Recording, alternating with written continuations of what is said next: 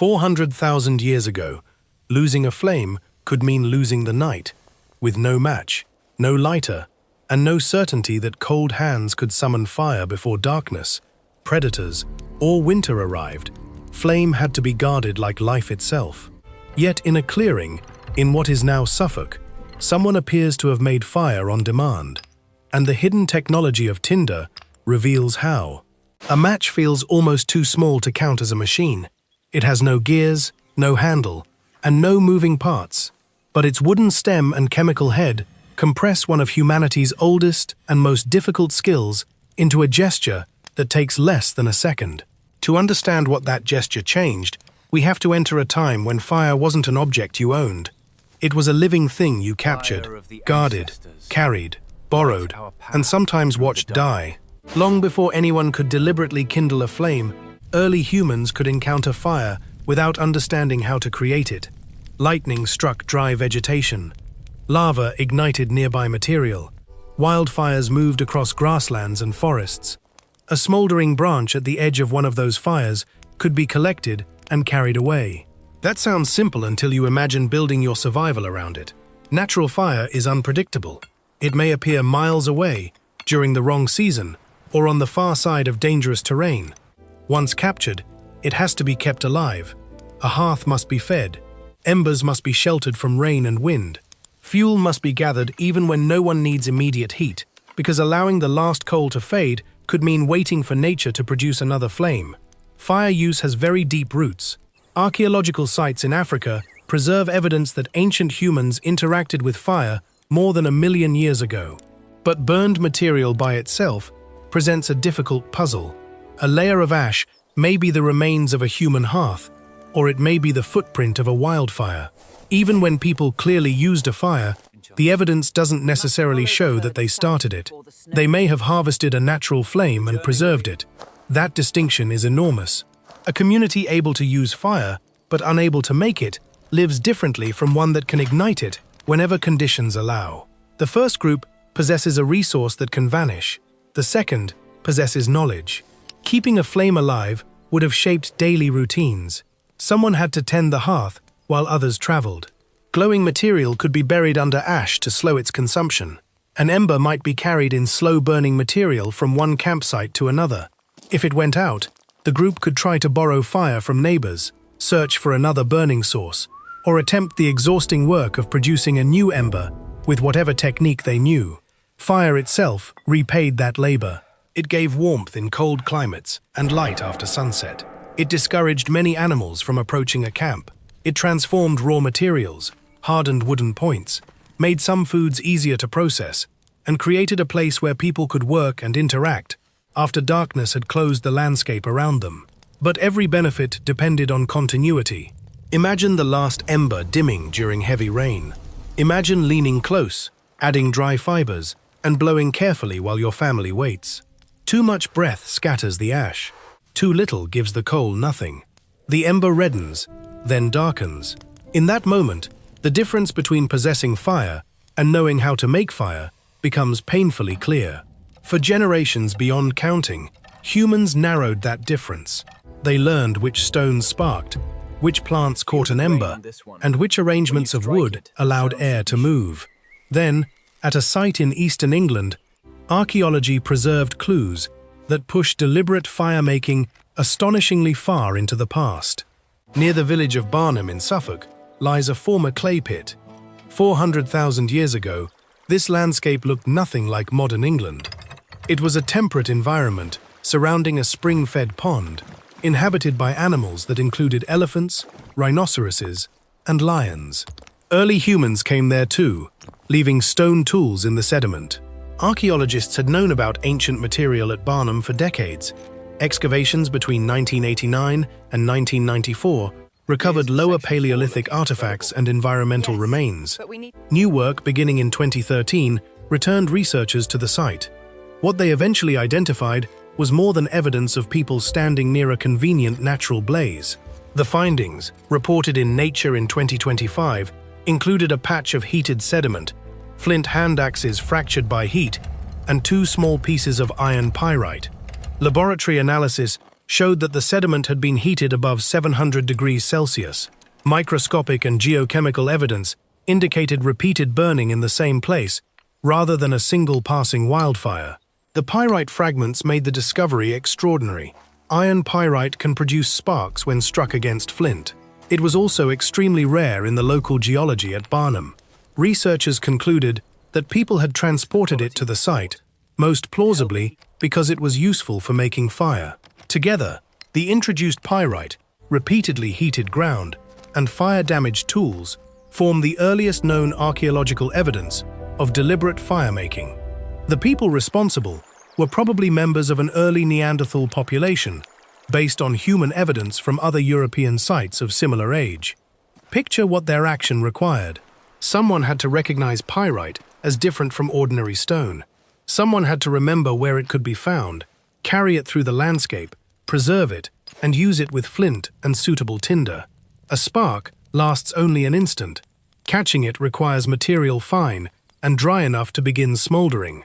That ember must then be fed with increasingly substantial fuel until a stable flame develops. This is not an accidental discovery repeated blindly. It is a sequence. Each stage depends on the one before it, and failure at any stage leaves you with cold minerals and scattered fibers. The technique therefore implies observation, preparation, practiced movement, and the transfer of knowledge from one person to another. The Barnum evidence doesn't mean that fire-making began there. Archaeology preserves only a tiny fraction of ancient behavior, and ash, charcoal, and heated soil are easily scattered or eroded. Other communities may have mastered ignition earlier without leaving evidence that survived. Barnum is the earliest place where the pieces currently form a convincing chain, and that chain changes the meaning of a hearth. Fire was no longer merely a fortunate visitor collected from the landscape. It could be summoned by a person carrying the right stones and knowledge. Humans had taken a force of nature and reduced access to it to a portable technology. Yet the result was still nothing like striking a match. Making sparks was only the opening move in a demanding performance, and the smallest, least impressive material in the kit was often the part that decided whether it worked. A spark is not a miniature campfire. It is a brief particle of intensely heated material. Most pieces of wood are far too massive and damp to respond before that heat disappears. To make a flame, people first had to persuade something much more delicate to hold the spark as an ember. That material was tinder. Depending on place and period, people used dry grasses, shredded bark, plant fibers, prepared fungus, or other substances able to catch and sustain a glow. Once tinder began smoldering, it could be enclosed in a loose bundle of fine material. Blowing supplied oxygen and increased the heat until the bundle burst into flame. Only then could small twigs, split wood, and larger fuel be added. The process reveals an important truth about pre-match firemaking. The decisive moment usually wasn't the appearance of a flame. It was the creation and preservation of an ember. The flame came later. Percussion was one route. Early people could strike flint against iron pyrite or another suitable mineral. After ironworking became established, forged fire steels provided a more durable and convenient partner for flint. Contrary to a common mental picture, the flint does not burn. Its sharp edge shaves tiny particles from the steel. The friction and deformation heat those particles so strongly that they oxidize in the air as visible sparks. A practiced user directs those sparks onto prepared tinder. In later centuries, charred cloth became especially effective. Cloth could be heated with restricted oxygen until it turned black without being reduced completely to ash. A spark landing on it produced a spreading red glow. The glowing cloth was transferred to a tinder bundle, and controlled breath did the rest. Friction offered another family of solutions. A wooden shaft rotating against a wooden board produces fine, hot dust at the contact point. With a hand drill, the shaft is rolled rapidly between the palms. A bow drill wraps a cord around the shaft so that moving a bow back and forth spins it. A separate bearing block allows downward pressure to be applied from above. Success depends on far more than rubbing two sticks together. The wood species, dryness, pressure, speed, knot shape, and tinder all matter. Dampness can defeat an expert. Poor technique can produce heat, smoke, and aching hands without an ember. The method works because concentrated friction creates a small coal in accumulated wood dust, not because the sticks suddenly erupt into flame. Other societies developed fire-making by air compression, chemical reactions, or concentrated sunlight. The fire piston, historically used in parts of Southeast Asia, rapidly compresses air in a cylinder until the temperature rises enough to ignite tinder at the piston's end. Lenses and concave mirrors can focus sunlight, but only under suitable skies and angles.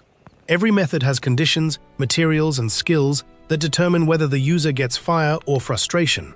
The great invention, then, was not one universal primitive trick.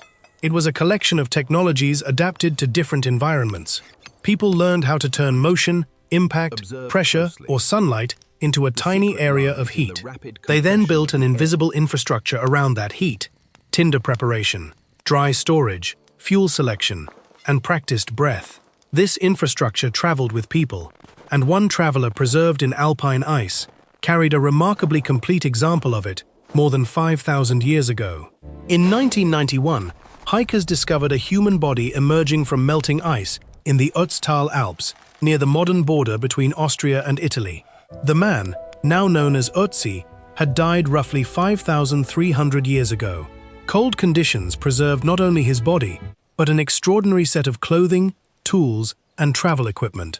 Among those possessions were flint, iron pyrite, and several plant materials suitable for tinder.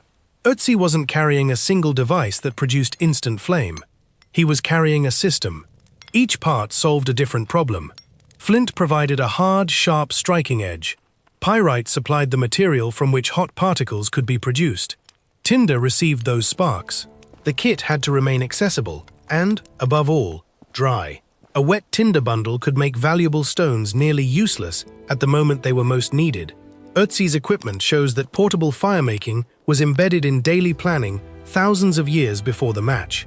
A traveler entering high terrain couldn't assume that another occupied hearth would be nearby. Fire meant warmth, light, and the ability to manage a cold night. The kit was therefore not an optional curiosity. It belonged among the essential technologies carried on the body. Across later societies, fire kits took many forms. Some were stored in pouches. Others became tinderboxes containing a striker, flint, prepared tinder, and sometimes sulfur-tipped splints. The containers could be humble or carefully decorated, but their job was the same: keep the vulnerable pieces together and protect the tinder from moisture. Starting a domestic fire with one of these kits still involved several stages. First, expose a sharp edge on the flint. Hold the tinder where sparks can reach it. Strike the steel at the proper angle. Watch for a glow. Transfer the ember without extinguishing it. Blow it into flame. Touch that flame to a sulfur-coated splint or fine kindling. Finally, carry the resulting flame to a candle, lamp, stove, or hearth. That sequence explains why households tried not to begin from zero every morning. A well-managed hearth could be banked overnight by arranging fuel and insulating embers beneath ash. The goal was not to preserve a bright flame, but to slow combustion until morning. If a living coal survived, reviving the fire was far easier than creating one from a spark. The hearth therefore imposed a rhythm on the household. Fuel was gathered and dried. Ash was managed. Embers were covered at night and uncovered at dawn. The person responsible for the fire carried knowledge that everyone else depended upon. A neglected hearth could turn an ordinary morning into a long exercise with steel, stone, tinder, breath, and luck. Communities also made fire socially available. A household that lost its embers could obtain a coal from another fire. That small act reveals how infrastructure worked before gas pipes and electric grids. Heat traveled from home to home as burning material. Your neighbor's hearth could restore yours, but portable ignition remained stubbornly inconvenient. It demanded two hands, multiple components, prepared tinder, and protection from dampness. Inventors repeatedly tried to package the process into something faster. Long before a self-lighting match appeared, one civilization developed a little stick that solved the final step, but not the first. Around the 6th century, texts from China describe small pine sticks treated with sulfur. One account associates them with the year 577, when the northern Qi capital was under siege. These sticks are often presented as early matches, And physically, they resemble the idea, a slender piece of wood carrying an easily ignited chemical at one end. But there was a catch. They did not create their own ignition. They had to touch an existing flame or ember. That limitation makes them more interesting, not less. The hardest stage of traditional firemaking was coaxing a small spark into a usable flame. A sulfur-coated stick accelerated the transition. Sulfur ignites relatively readily, and once burning, it helps transfer fire to the wood beneath it. The stick was a bridge between a fragile ember and a stable flame. Similar sulfur-tipped splints became familiar in Europe. A person could catch a spark in tinder, bring the sulfur end to the glow, and use the resulting flame to light a candle or hearth. Compared with pushing a loose tinder bundle into a fireplace, the splint was tidy and controllable, but it still depended on the flint and steel kit or another existing source of fire. For centuries, this was the pattern of invention. Improve one stage without eliminating the whole chain. Better strikers produced more sparks. Prepared tinder caught them more reliably. Tinderboxes organized the equipment. Sulfur splints transferred the ember into flame. Mechanical devices even combined spring-loaded strikers with candle lighting systems. Some elaborate 18th century mechanisms could be connected to clocks so that releasing a trigger created a spark and lit a candle. These contraptions reveal how valuable instant light seemed. People were willing to build miniature machines to automate what a modern match does in one movement. Consider a nighttime emergency in a pre-match house. You wake to a sound or smell. The room is black. If no lamp has been left burning and the hearth holds no accessible flame, you must find the tinderbox by touch. You need flint, steel, and dry tinder. Sparks provide only momentary flashes.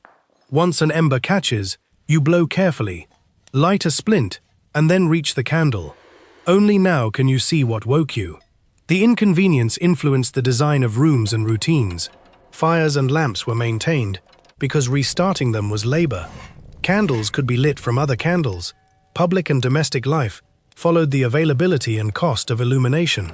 Fire was always present somewhere in a populated settlement, but the individual still couldn't produce a clean flame with a casual gesture. The missing step was chemical. Inventors needed a substance that remained stable during storage, but reacted rapidly when deliberately triggered. Too insensitive, and it refused to light. Too reactive, and it ignited during manufacture, transport, or use. The ideal matchhead had to balance on the boundary between an ordinary solid and a controlled fire. That balance became conceivable after European chemistry began isolating and studying substances with dramatic reactions. One element in particular seemed almost magical. It glowed, smoked, and could ignite with alarming ease. It would eventually make matches reliable and turn the match factory into one of the darkest workplaces of the industrial age. In 1669, the Hamburg alchemist Hennig Brand isolated phosphorus while pursuing an entirely different dream, the philosopher's stone. The material appeared to carry light inside itself. Its name drew on Greek roots meaning light-bearer. Phosphorus opened new possibilities for ignition, but early experiments were neither cheap nor convenient. The substance was difficult to produce, and some forms were dangerously reactive. Chemists nevertheless began exploring ways to use chemical reactions to create fire without the old percussion kit. By the early 19th century, so-called instantaneous light devices appeared. In 1805 or 1806, a French inventor named Jean Chancel demonstrated a system using wooden splints coated with sulfur and a mixture that included potassium chlorate and sugar. The user dipped a prepared end into sulfuric acid. The reaction ignited the match. It was ingenious, but imagine putting it beside your bed. To obtain a light, you handled a small container of strong acid in darkness. The acid could spill, and it weakened by absorbing moisture from the air. The device replaced flint and steel with chemistry, but it did not yet create the safe, dry, pocket-sized action the public needed. Other chemical firemakers followed. Their names promised instant light, but their practical shortcomings were hard to disguise. Some depended on glass vials, some produced unpleasant fumes, some reacted violently. An invention that lights once in a laboratory is not necessarily a useful household object. It must survive storage, careless handling, changing weather, mass production, and thousands of ordinary users. The chemistry also had to solve several different jobs inside one tiny head. A trigger substance had to respond to friction or another stimulus. An oxidizer had to supply oxygen rapidly enough for combustion. Fuel had to burn. A binder had to hold the mixture together on the stick. The flame then had to pass from the chemical head to the wooden stem instead of flashing out instantly. That last problem is easy to overlook. A chemical mixture can snap, flare, or explode without successfully igniting a slow-burning splint. A useful match has to transform a momentary reaction into a traveling flame. It is controlled choreography on the scale of a fingertip. By the 1820s, potassium chlorate was available as a powerful oxidizer. Antimony sulfide could serve as a combustible component. Gum and starch could bind a mixture together. The ingredients existed. What remained was to discover a composition that friction could trigger with enough reliability to be useful. That discovery occurred in the English market town of Stockton-on-Tees. The inventor was not a famous industrial magnate. John Walker was a pharmacist with an interest in chemical experiments. In 1826, while working with a paste containing potassium chlorate and antimony sulfide, he noticed that dried material on a stick ignited when scraped against a rough surface. For the first time, the rough surface itself could replace the acid bottle, the flint, the steel, and the carefully nursed ember. Human beings were about to gain the friction match, but the first version entered the world with a crack, an odor, and a disturbing habit of throwing burning material across the room.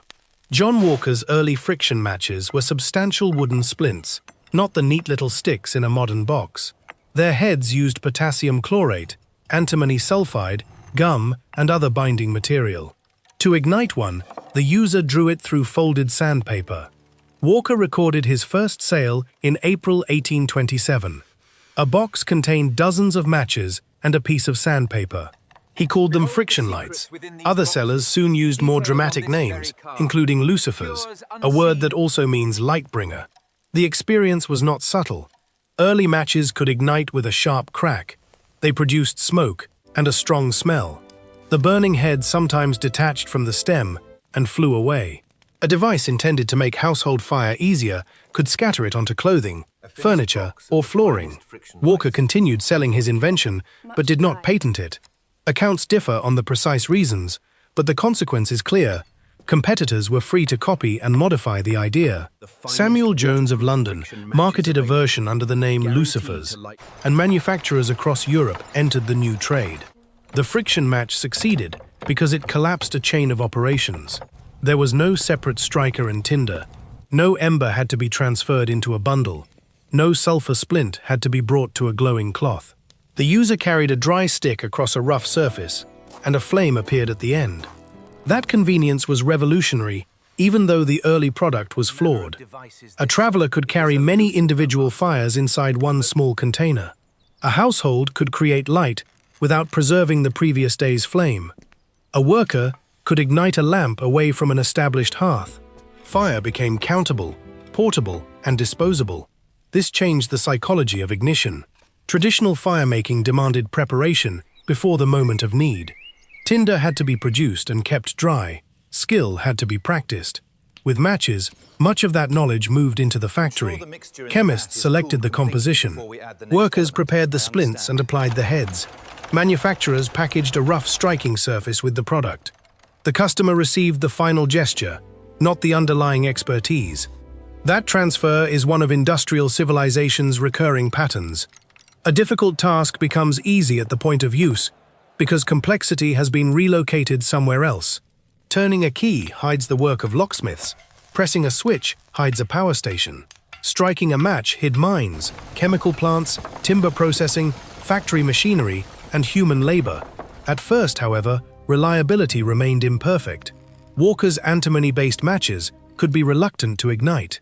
Manufacturers wanted a match that responded more easily and could be struck on a wider variety of surfaces. In 1830, the French chemist Charles Soria developed a formulation using white phosphorus. The result transformed the market. White phosphorus lowered the energy needed for ignition, producing matches that were easier and more dependable. A person could generate flame with an almost magical flick against a wall, a boot, or another rough surface. But the convenience was purchased with a chemical that could ignite unexpectedly and poison the people who worked around it. The first truly popular matches did not eliminate the cost of making fire. They moved that cost away from the user and into the bodies of factory workers. White phosphorus made the match astonishingly convenient. It also made match production infamous. Workers in 19th century factories mixed chemicals, dipped frames of wooden splints, dried the matches, and packed them into boxes. Many were women and children employed for low wages. Where ventilation and hygiene were poor, they inhaled phosphorus fumes and worked around contaminated surfaces. Long exposure could cause phosphorus necrosis of the jaw, commonly called phossy jaw. It often began with tooth pain or swelling. The disease could progress into abscesses, chronic infection, facial disfigurement, and the death of jawbone tissue. Severe cases were disabling or fatal. The danger was known while white phosphorus matches remained profitable and widely available. The match had created a cruel distance between cause and benefit. The buyer experienced one clean second of convenience. The worker experienced the repeated exposure required to manufacture millions of those seconds. At Bryant and May's large factory in Bow, East London, women and girls faced long hours, low pay, fines, and unsafe conditions. In 1888, reformer Annie Besant published an article describing their treatment. Management attempted to identify those who had supplied information, and a dismissal helped trigger a walkout. Roughly 1,400 workers joined the strike. Their demands concerned not only phosphorus exposure, but arbitrary deductions, fines, and the broader system of control inside the factory. Delegations met public supporters and took their case to Parliament. After more than 2 weeks, the company accepted important concessions, including changes to fines and deductions and a system for grievances. The Matchgirl strike became a landmark in British Labour history because the workers did what many observers assumed young, poorly paid women could not do. They organised, sustained collective action, and forced a powerful company to negotiate. Their victory helped energise the growth of mass unionism among workers outside the established skilled trades. Yet the chemical danger did not disappear immediately. White phosphorus remained in use because it worked well in strike-anywhere matches, and because changing industrial processes carried costs. The existence of a safer option did not automatically make industry adopt it. That safer path began with red phosphorus. In the 1840s, the Austrian chemist Anton von Schröter developed a method for producing this less reactive form of the element. Red phosphorus did not ignite spontaneously as readily as white phosphorus, and was far less toxic in ordinary industrial handling. The critical design move was separation. Instead of placing all the ingredients needed for ignition together in the match head, safety matchmakers put red phosphorus on a special striking surface. The match head contained an oxidizer, such as potassium chlorate, along with fuels, fillers, and binders. Friction against the box generated the reaction, but rubbing the match on most other surfaces did not. Swedish inventors and manufacturers played a central role in refining and commercializing this system during the 1850s. The Lundström brothers, Johann Edvard and Karl Franz, produced successful safety matches in Jönköping. The design exchanged the freedom to strike a match almost anywhere for greater protection during storage and handling. International action eventually followed. The Berne Convention of 1906 committed participating states to prohibit the manufacture, importation, and sale of white phosphorus matches. It entered into force in 1912, and the newly established International Labour Organization urged wider adherence in 1919. The dark history of the match is therefore not an unfortunate footnote. It is part of the object's engineering. The safety match became safer because its chemistry was rearranged, but change also required workers, investigators, legislators, and consumers to recognize that convenience at the point of use did not excuse danger at the point of production. The ordinary matchbox carries that lesson in its architecture. The head and striking strip are kept apart until the user chooses to bring them together. It is a small physical separation built from a century of chemical experimentation and human cost. Look closely at a modern safety match, and it appears almost primitive. A wooden splint, a colored head, and a rough strip on the box. In reality, the object works because its components are carefully assigned different jobs. The wooden stem is usually made from a straight-grained, easily cut wood, selected to burn predictably. It must be strong enough to survive striking, but thin enough to ignite. Manufacturers cut large quantities of splints to uniform dimensions and dry them so that moisture does not interfere with combustion. The stem may be treated to control how it burns. A substance near the head helps flame travel from the chemical mixture into the wood. Other treatments can reduce afterglow, preventing the blackened stick from continuing to smolder after the visible flame has been extinguished. The match head contains an oxidizing agent, commonly potassium chlorate, which releases oxygen during the reaction. It also contains combustible materials, binders that keep the head attached, and powdered fillers that influence friction and burning behavior. Manufacturers may add coloring, but the color itself does not tell the whole chemical story. The striking surface contains red phosphorus, mixed with abrasive and binding materials. When the match is drawn across it, friction creates localized heat and removes tiny amounts of material. A small quantity of red phosphorus is converted into a more reactive form and ignites. That reaction activates the chemicals in the head. The oxidizer supplies oxygen, the fuel burns, and the flame transfers to the splint. The whole sequence takes a fraction of a second. Friction becomes heat. Heat triggers chemistry. Chemistry produces a flame. The flame moves into wood. The safety match is safe only in a relative and carefully defined sense. It is designed to resist accidental ignition better than early strike-anywhere matches. It still produces open flame, and dampness can ruin it, but its separation of reactive components dramatically reduces the chance that ordinary rubbing or impact will start a fire inside the box. Strike-anywhere matches still exist. Their heads incorporate chemicals capable of igniting against many rough surfaces. Modern formulations avoid the notorious white phosphorus of the 19th century, but the central trade-off remains. Wider choice of striking surface brings greater sensitivity. Manufacturing at industrial scale added another layer of transformation.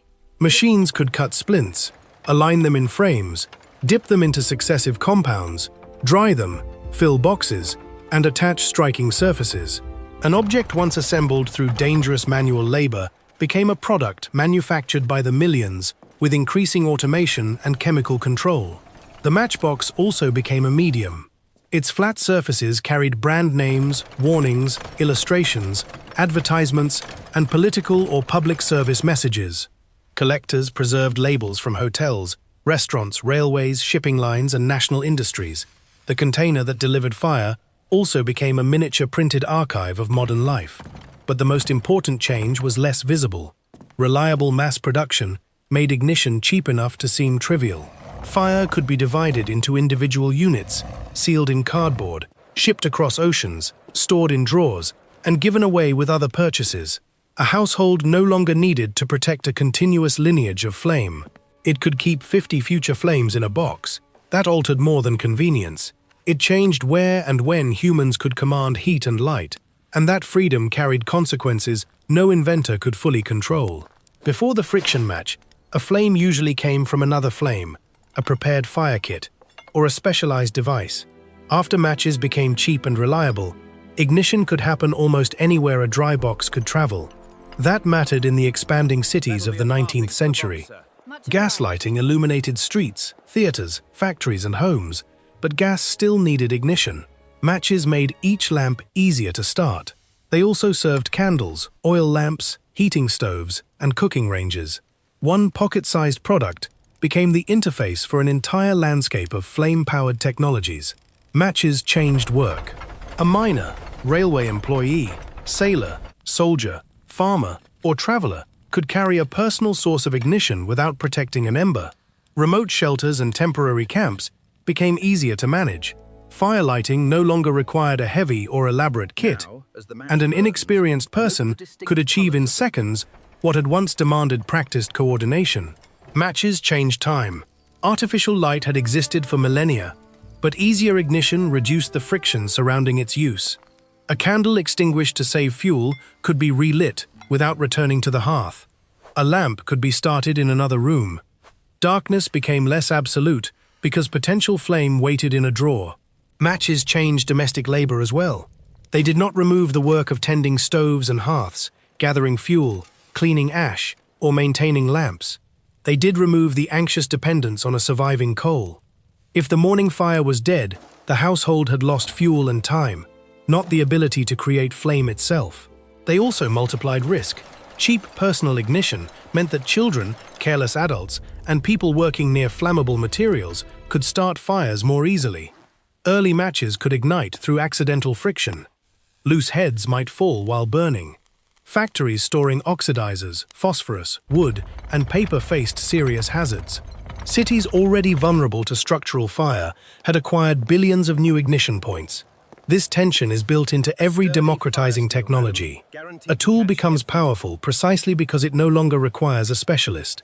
The match took a capability once guarded by knowledge, preparation, and access to established fire and placed it into nearly every hand. The same simplicity that made it liberating made misuse effortless. The match also influenced emergency thinking.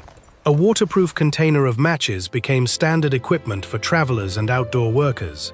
Maritime and military kits included protected ignition. Yet every user learned the same humbling limit. Chemistry cannot light soaked wood merely because the head produced a flame. The match simplified ignition, not firecraft. Fuel still had to be selected and arranged. Wind still mattered, and water still won easily. As electrical systems spread during the late 19th and 20th centuries, switches began replacing matches for everyday illumination. Electric heating and automatic ignition reduced their domestic role further. Gas appliances gained pilot lights and later electronic igniters. The match moved from essential infrastructure toward backup tool. Then lighters challenged it directly. After Karl Auer von Welsbach developed ferrocerium in the early 20th century, manufacturers could build mechanisms that created powerful sparks by scraping a special alloy. Liquid-fueled, and later butane lighters, offered repeated ignition in a single device. Still, the match survived. It was cheap, lightweight, simple to store, and capable of showing at a glance how many ignitions remained.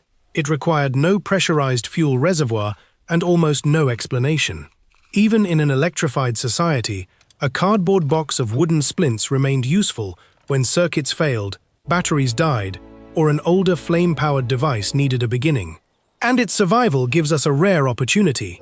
A match is a modern manufactured object that still performs, in miniature, the same elemental transition confronted at Barnum hundreds of thousands of years ago. Turn a brief source of heat into a stable flame. Strike a modern match and listen closely. First comes the dry scrape, then a sharp flare, a brief chemical hiss, and the softer sound of wood burning. In less than a second, the object reenacts an immense stretch of human invention. The friction recalls wooden drills and steel strikers. The reactive particles recall pyrite struck against flint. The chemical head replaces prepared tinder. The burning stem performs the work of a sulfur splint. The box keeps the vulnerable system dry, just as a tinder pouch once protected a traveler's fire kit. What disappeared was not complexity, it was visible complexity. A person using flint and steel understands immediately that success depends on materials and technique. A person striking a match encounters those decisions only if something goes wrong. The wood species, moisture level, chemical proportions, particle sizes, binders, drying conditions, and roughness of the striking strip have already been decided elsewhere. That is why the match deserves to be seen as more than a disposable stick.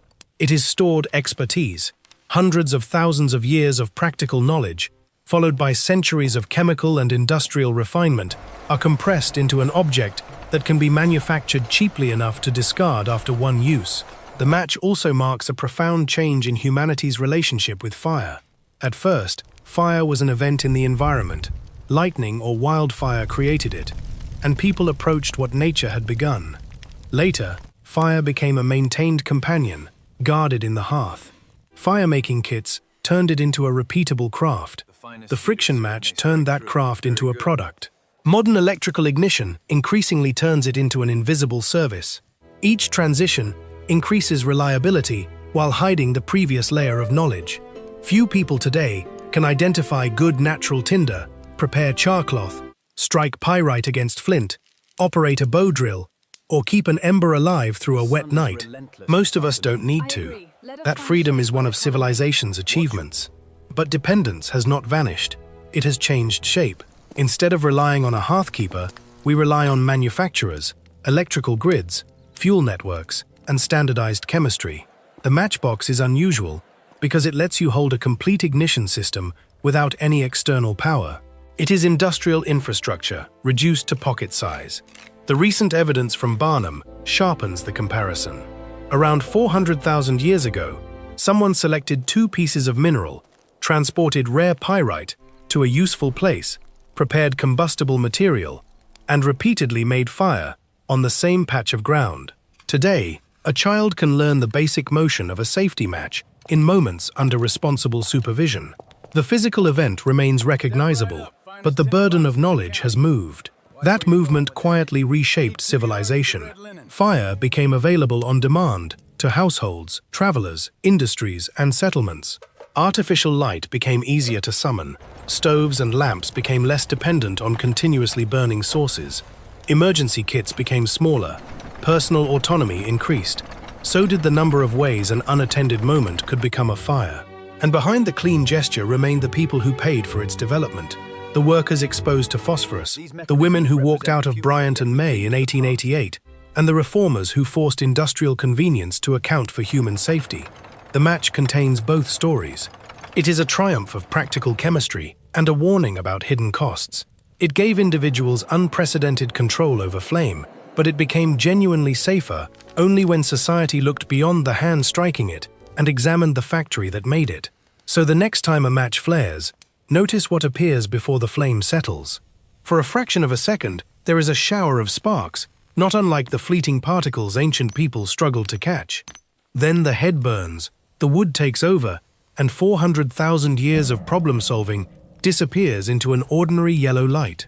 The match didn't invent fire, and it didn't invent fire-making. Its deeper achievement was to relocate a difficult skill. The user no longer needed rare minerals, prepared tinder, practiced hands, or a surviving ember. Those burdens moved into chemistry, manufacturing, and the striking strip on a box. That transfer helped make heat and light available wherever a dry match could travel, while the suffering caused by white phosphorus exposed the human cost that convenient objects can conceal. A match is tiny because generations of knowledge have been folded inside it. If every match vanished tomorrow, how many of us could create a flame from stone, steel, wood, and tinder? Subscribe to the Object Chronicles for more hidden histories of the ordinary objects quietly holding civilization together.